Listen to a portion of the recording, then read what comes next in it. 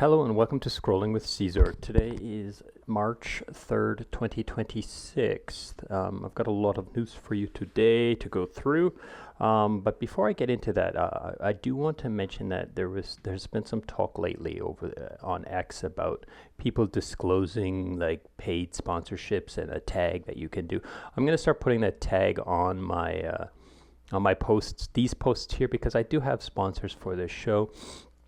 In case you didn't know, I do post them right now on my Patreon page. You can, donate to me if you're an individual looking to support me or to give me a little extra. But these are the current sponsors that I have for March 2026. So obviously, I'm a little bit biased on talking about them. But basically, what a sponsor gets is they just get me highlighting their tweets and talking about it. That's about it. If I don't believe in the project, I'm not going to take them on as a sponsor. Anyhow, so I do have something coming out soon for individuals or even teams that want to support me in another way. I'll share that when that comes out. It's in the works right now. Anyhow, so let's take a quick look at the chart. ETH is back down and crabbing along, which is decent, I guess. You can't complain. Even gold is down. As you can see, it's quite significantly down today. 5% down, which is pretty wild for a gold swing. But I'm okay with this. It's right in the middle of my range here, so I'm going to just leave it here and get those volume fees. There's a lot of reasons probably why the market is down. I would probably point at the fact that there are wars going on right now and America is participating. I will talk a little bit about it, but I'm trying to stay on the peripheral of this stuff. I'm trying to get out of it a little bit. I kind of feel a little bit these days like I'm a little bit spiraling down, of course. Mostly, just personal life and a little bit of stresses and stuff like that. But also, the crypto market and the whole decentralized finance, it's not so much about price. Obviously, price matters. Like when you look at ETH and we see ETH is like crabbing along down here, but it hasn't even like recovered all-time high. Let's look at something a little longer term. It's quite far from all-time high, and it never really did crack all-time high. It kind of did a little bit, but not really. And then it just crabbed along. So, of course, the markets aren't fantastic for everything. Maybe it's a good time to buy stuff, especially, if you've got cash laying around. But I do feel like the sentiment and just people are complaining. You see a lot of projects going through some rough times and stuff like that, and I will talk about the good stuff and a little bit of the bad stuff today as I go through some of these tweets. Let's get right into it, and let's not dwell too much on the price action and charts and stuff like that. Okay, so here we have the first one today is Yearn. So Korn is from Yearn here. I'll give him a follow if you want, and as you can see, he's like, just use Yearn. Rates have spiked, and the YVUSD number 1 is now relocating to capture higher yields. Why lose out on being the same place all the time? This is the yield of the autopilot. So Yearn is continuing to be a safe haven as well as agile to some extent. Like it is a juggernaut. Like it takes time to produce new things and new strategies because they do a lot of vetting and peer review on each other's work and stuff like that. But as you can see, it does move around between the safer positions. And if there is some sort of APY arbitrage, they do allocate to those positions. I'm a longtime fan of Yearn. If you go back through my YouTube channel, Ceazor Snack Sandwich, you can see how old I've been a fan of Yearn. I used to do all of their strategies but now there's just too many, right? It's just and not really worth the effort. But yeah, so check it out. The USD1 or any of their vaults. They have a lot of vaults now that you can kind of go through, but what I would suggest you to always do is open up the vault info, check out what collateral you're getting exposed to, and like nobody's perfect, nothing's perfect. There are higher risk and higher risk, higher reward vaults on Yearn, so you know you gotta have to take a closer look and make sure you're depositing in something that you're comfortable with. Moving on, so here we have DeFi Doctor. I haven't covered his posts in a little while. Here he's talking about Flying Tulip. Now there's a lot of hate out there for Flying Tulip, and let me see if this is the one. No, that's not the one. I mustn't have took it, but there's a lot of hate out there because you know it's Andre's new project. There's a lot of people who got wrecked, myself including, on like Sonic tokens. And you know, I'm still holding my Sonic tokens as we crab along and slowly go slower down. But anyways, like this is a project, this Flying Tulip project, it just doesn't, it makes sense to me, like logically. I try not to look at who's running it and think about like what they did, but like, you know, what happened in their past projects, and just think about like, what is this thing from the lens of like logic. And you know, so the first step is live. Like you can mint FTUSD, which is their stablecoin, using other stablecoins, and then you can stake those stablecoins and get 5% yield. So is another source of yield for you know, stablecoins if this is something you're willing to participate in. Now I did buy. I am biased here. I bought Flying Tulip token pre-sale, just a small amount, and so I do want the project to succeed exponentially. But you know, I do think it's worth checking out, like on ETH mainnet. Like, check it out if you want. If you don't, then it's up to you. But I like it. I think it's logical. I really like the way they did their token launch. It makes a lot of sense to me. Moving on. Here we have L2Beat. Is a great project. Just always check it out every once in a while. Just open it up and take a look at what's going on here. And here they're talking about over the last 24 hours, transfers between Ethereum and Katana increased over 200% compared to the previous period, with $119 million flowing into Katana. 73 of the transfers were processed via aggregate layer canonical bridge, while 26 went through the layer 0 bridge. So yeah, like people are starting to notice this Katana. I've talked about this a few times on the show. I don't have any affiliation with them, or you know, I am farming a little bit. So I do have some COT tokens.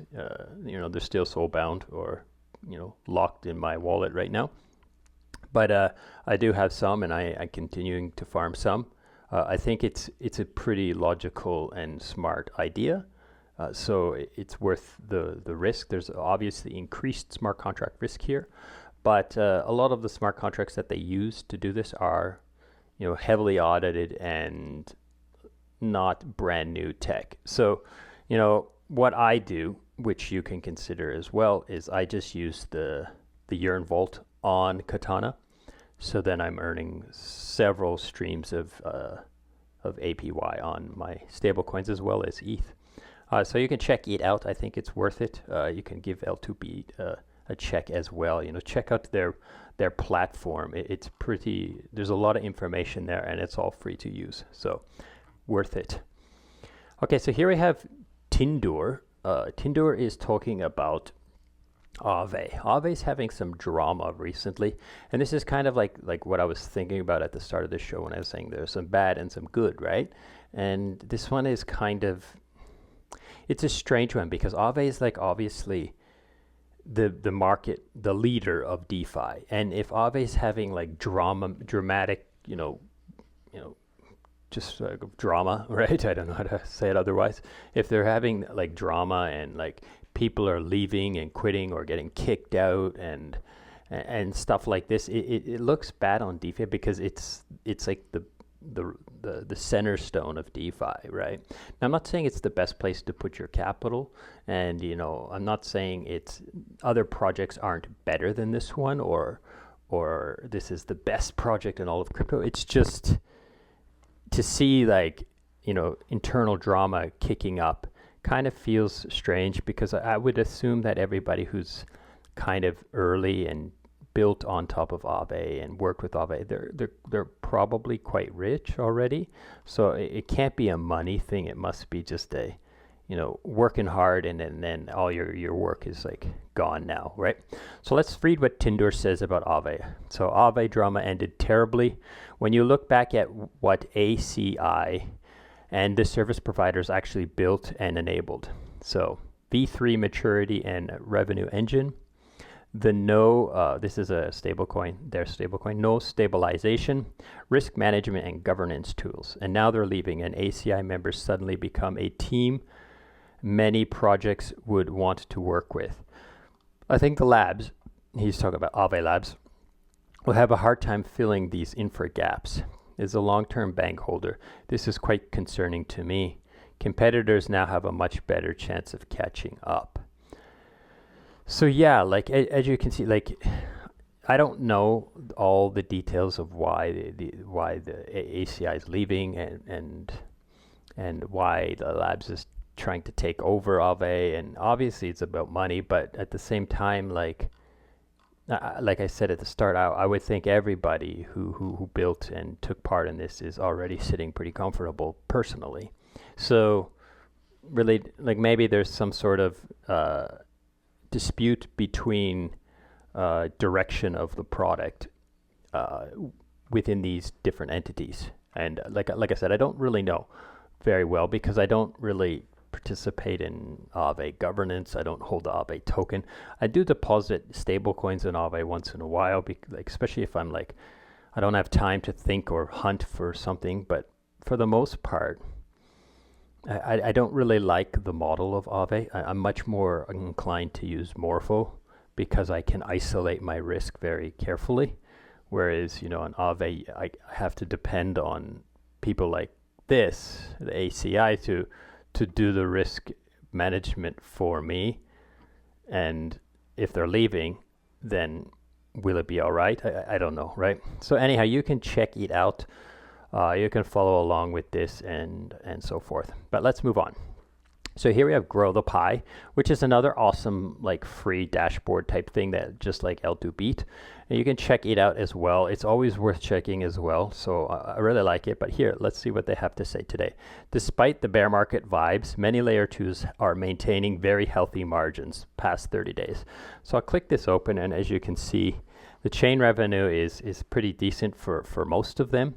Especially Polygon, 5 million in chain revenue, and only costs is like 2.2K. So that's huge margins, right? So if you look at the margins of like cost to run the infrastructure, and I guess maybe it's just blobs and call data costs. Maybe I think these costs are just call data blobs and stuff like that. And then base has a nice healthy margin. It's the margins are good, and even the chain revenue itself is decent on some of these. But I think they've sorted this picture by margin, so we're getting all of the best working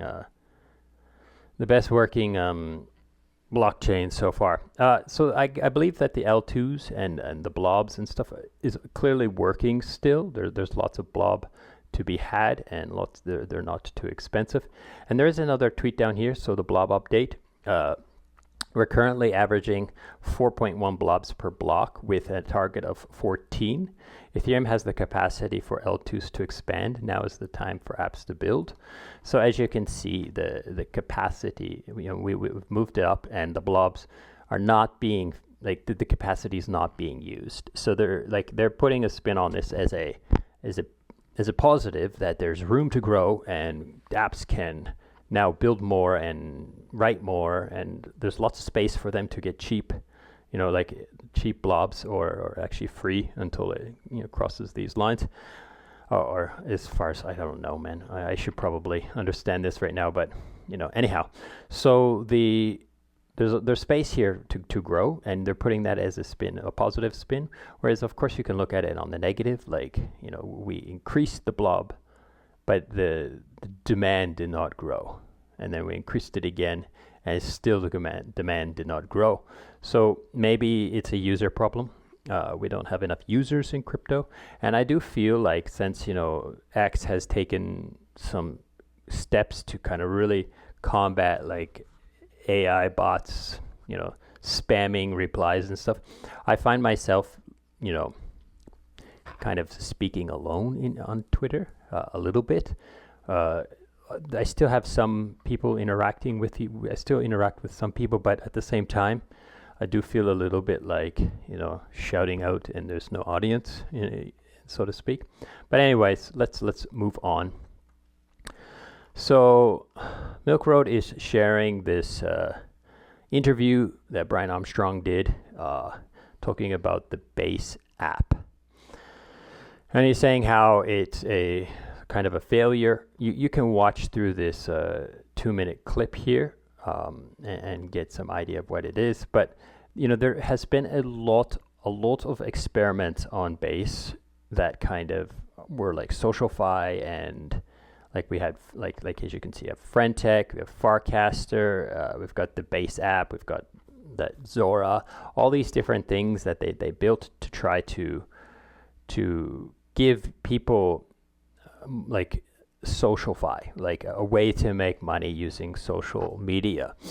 And they all kind of failed and so forth. And I wonder why. Like, I think it's because, like, you know, people don't really want people to make money with this kind of SocialFi stuff. Like, they don't really care about like the tech or the purpose. They just care about, does it print, and, you know, whether it be APY or green candles. I think, you know, it's a weird one. Like, I wish we could, like of course I'm using X all the time. I tried to use Farcaster a little bit every once in a while, but I found it to be cumbersome. Like there's no like web app. Like, you got to use your phone. Like that's crap. You know what I mean? Like, I'm sorry to say it, but like, there has to be a web app. Like, I'm not gonna put it on my phone, and then every time I tried to use it on my phone, I'd have to like log in again, and it was just like, it was a nightmare. So I just gave up on it, right? So I think it's maybe the problem is like user experience a little bit, but at the same time, I think it's just, you know, us crypto people we're so fickle, and the only reason why we stick with X is because X has a huge user base outside of crypto. But all of the little crypto apps are just like, we're just like agile and migratory. But we don't migrate from X because X has massive amounts of other users already. Whereas, you know, Farcaster had nothing except, you know, crypto degens. Okay. So you can check this out. You can read through all of this this post here. I think I've left it on screen for quite a while now, that you could probably check it out if you want. Moving on, here we have a post by Liquidity. Liquidity is, again, like one of my favorite protocols in DeFi because of its immutability and trustlessness. But yeah, you can get some decent APRs on it. Like right now, 5.5 APR on WST ETH. So that's like putting your Bold in the WST ETH liquidity stability pool and getting those APRs from people borrowing, right? But also, if you put it in the stability pool, then you're also buying the dips, which is quite nice. So your Bold will be used to buy some WST ETH when it dips because of liquidations. If people get liquidated, then you're buying their ETH, well, not really liquidated, but like if Bold goes below peg, then people get redeemed, and you get some cheap WST ETH. But anyways, so you can check it out. I think it's worth checking out always. I'm going to continue to mention it, you know, maybe not every day like I have been, but, you know, I will continue to mention it on the regular because I do love this project, and I think it's quite useful, and it aligns with my ethos. Okay, so here we have Fiddy Research. He's again talking about like these protocols, this kind of like what I was talking about just a little bit earlier with Aave. So he says, I think people don't fully appreciate the tightrope that is working in DeFi for premier protocol like Aave, Lido, Curve, Uniswap, Morpho, etc. You're constantly balancing morals versus market, and that tightrope is fraying, thinning out, it's raining. There's wind and there are wolves on either side. And the drop is steep. It's tough. So there's a bunch of metaphors here for how you know they have a hard time, right? But let's see if we can get like to his point here. Compartmentalizing, I can never say this, helps significantly, but you start to turn into a version of yourself you despise, you can't relate to, and it's a concept of PTSD that exists for anyone who has survived a hack, a war room, who was unprepared and forced into the melee. There's a constant inner monologue that you cannot escape. There's a constant outer dialogue of fearing about how normies perceive you for working in crypto now that the reputation of the industry is trash. It's jarring, it's demeaning, and on top of that, you have randos on the internet, low on context, but bloated with their own self-interest, name-calling you for treating them well enough. And then you have, you know, also people who take excessive risk in crypto and then blame other people for it, right? I ask myself, would I ever come back to crypto and find it harder and harder to answer that question? Now, I'm still here. I've been pretty good, I think, myself at like, you know, continuing to support crypto through the bear markets that I have been exposed to. I didn't even really get a bull market because I didn't participate in the Solana meme coin extraction events. I just, you know, stuck to DeFi and stuck to decent APRs and mostly, you know, exposed to ETH, and we saw the chart. We didn't go parabolic the last bull market. I don't really know if this is going to be a bear market or not. Like, do we really know if this is going to just crab along here forever, or are we going to turn around? I don't know. But, you know, like I feel this sentiment that he's expressing here is pretty true. Like when people ask me, like, what do you do? I don't usually tell them I work in crypto. I definitely don't tell them I'm a KOL in crypto. But like, it's not mostly because of, you know, I feel people will like look down at me because I'm a crypto bro. More because like I feel like I don't want my house broken into, if that makes sense. I don't want to get wrenched, right? But, you know, I do understand what they're saying here. Like someone who used to work in some investment bank or something, or, you know, work for Google or Meta or something like that, and now he's a crypto bro, and people are like maybe look down on him, I guess, or anyhow. So I get what he's saying. I think we can make it though, like if we just stick together and kind of clean up the space a little bit and just keep calling out grifters and so forth. Okay, moving on. Here we have a project called Santiment Feed, which is pretty interesting. Okay, so you can click through this Medium. I took a quick look through. Here's the dashboard, and I took a quick look through this Medium article, which is it's not too long. You can read it and so forth. But basically, what this dashboard does for you is it gives you a way to see like which projects are actually building.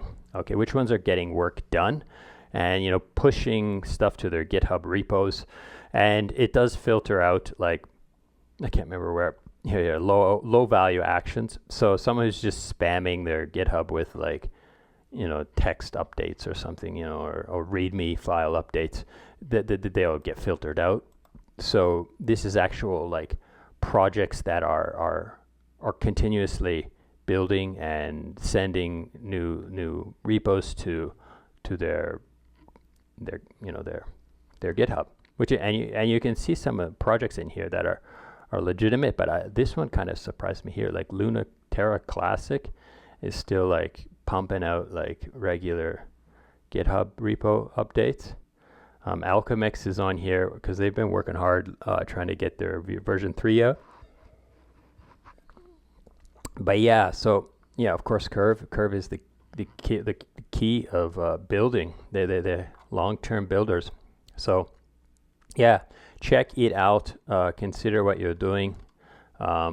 Think about it and check it out. Let's moving on to. Oh, I already covered this one. How did it get over here? Next one is a deep dive ETH. So he's talking about, oh, that's why I wanted to highlight Korn's Yearn went in with this as well. So lending markets on Morpho have spiked to 10% APY on the largest WBTC and CBBTC markets. First thought, someone woke up bullish on Bitcoin, so maybe looped up, right? Levered up. But no, this project, the USDD, has decided to pull their liquidity from Gauntlet Steakhouse vaults and move them to Sky because Sky is printing a better APY than Morpho for these guys, right? So yeah, so now this place has better APY. So it kind of goes for a non-degen like myself.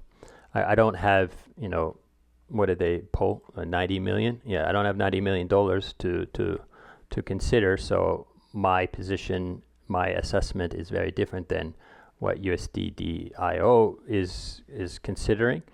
But for me, you know, I don't mind using Yearn and letting them to rebalance for me and with socialized rebalances. So yeah, so you can check this out, think about it, do what you got to do.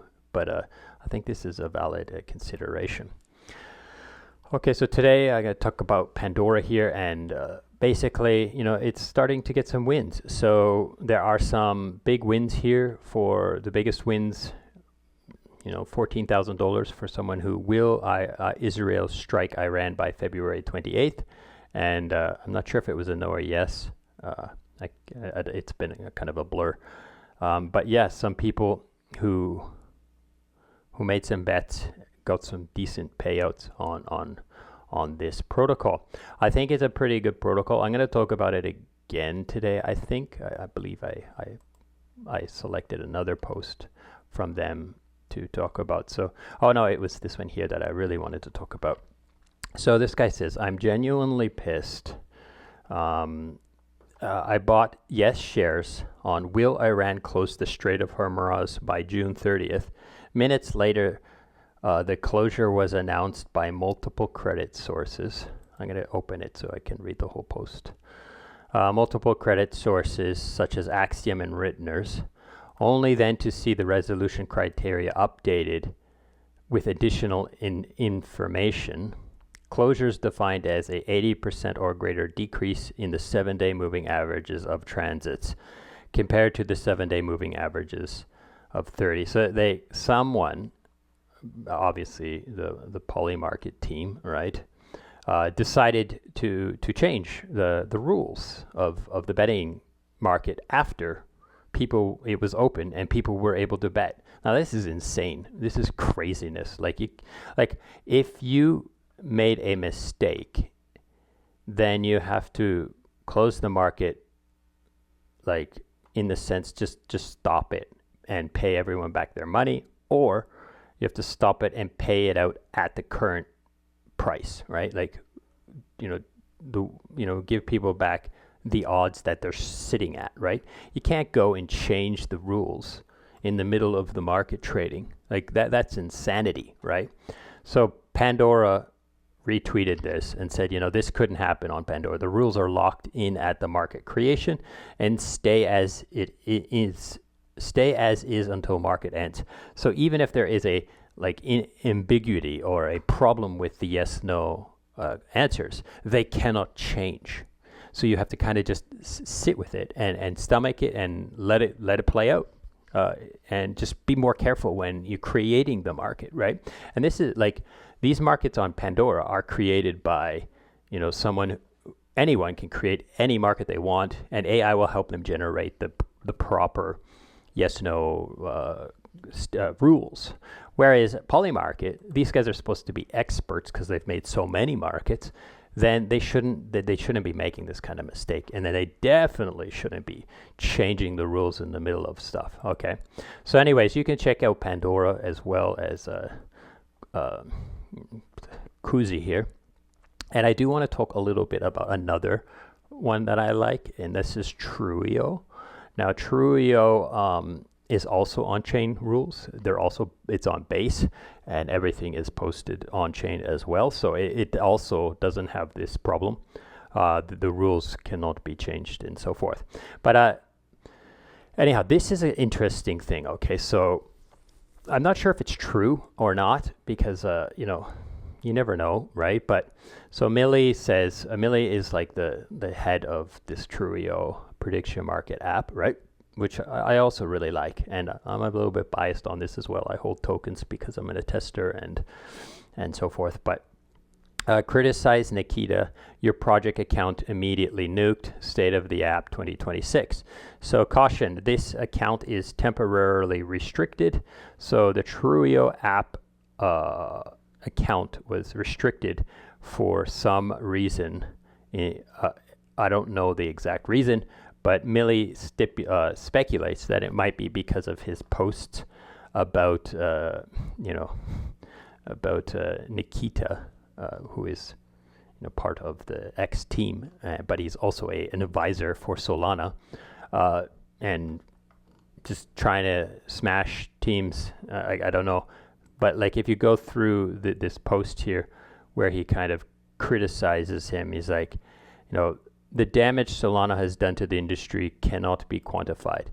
It brought us the most extractive washing machine. So I agree completely. It's like Solana was terrible at like just stealing everyone's money and getting people to gamble away and lose tons of money, and few people extracting that money. It was just terrible for it. And there's no debate. There's no question. You can't. There's no. Perhaps I'm wrong. It's just obvious and true. So a $16 billion presidential rug coin, so Trump coin, just rugged everybody, right? A batter-packed Ansem scam season, I guess. I don't really know what that means, but I guess it just means, Ansem scammed tons of people, and there's no way he did it alone. There's no way it was just him lucky. They coordinated that for sure. 50 anti-ETH podcasts. So there's just tons of podcasts where they're just like, ETH is shit. Solana is the future of finance, blah, blah, blah, blah, right? And then he says Nikita, who is like an advisor of Solana and head product at X. So like obviously biased as shit, right? Because, he's got bags of Solana and he wants Solana to win, not ETH, right? So I don't know if this is why Trueo has this thing. And like even my posts, they get flagged as like inappropriate for like adult only content. Like I don't swear, I probably ghost banned. So yeah, if you're hearing this, then please, retweet my shit so that more people can see it and I can have a little bit more reach. Anyhow, let's move on from Millie's rant and this weird shadow ban of Trueo app and so forth. But yeah, check it out. I do like that project. So here we have Sam from Rise. He's talking about something that kind of scares me a little bit. He says the DEX versus SEX volume is down 30% since its peak in June of last year, now at 14.8%. Come on, guys, what are we doing? So what does this mean? So if you compare the volume of trading on DEX decentralized exchanges versus the volume on centralized exchanges, we are in a downtrend. It peaked at like, what is this number here? Maybe 22%. So if you take all the volume, only 21% of it was on chain.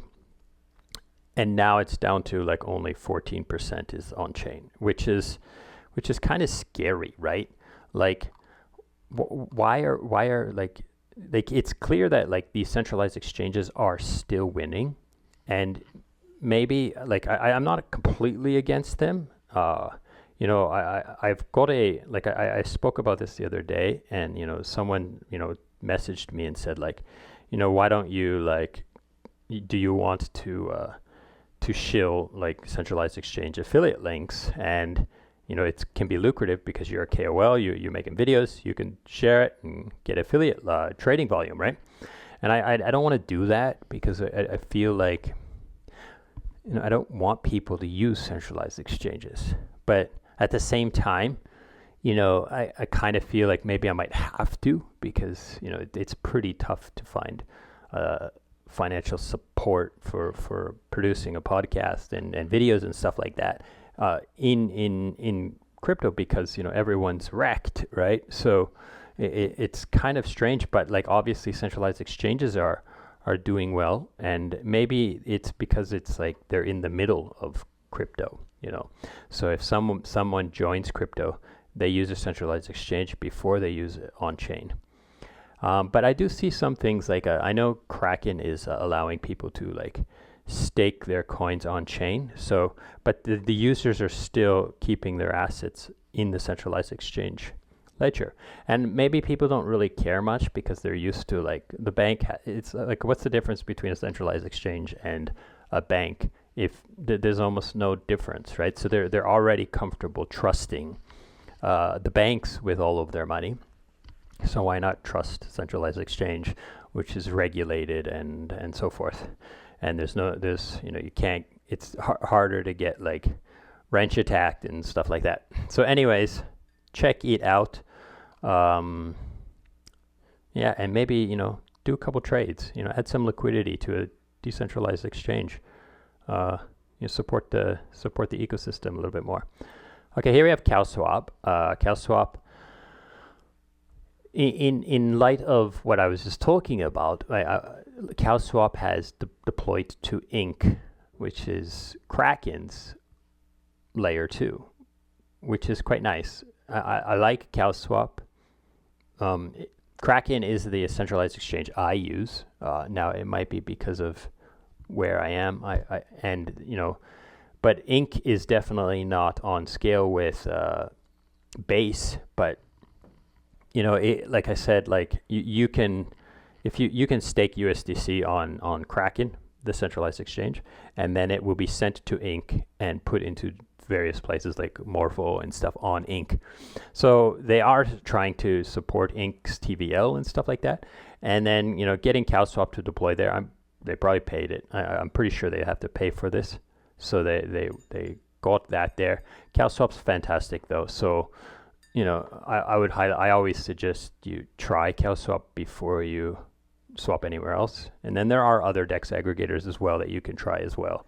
There are quite a few, and they're all great. But I just particularly like CowSwap. But anyway, so check it out. If you are on Ink and you are using anything on Ink, then now you can use CowSwap to trade, which is great.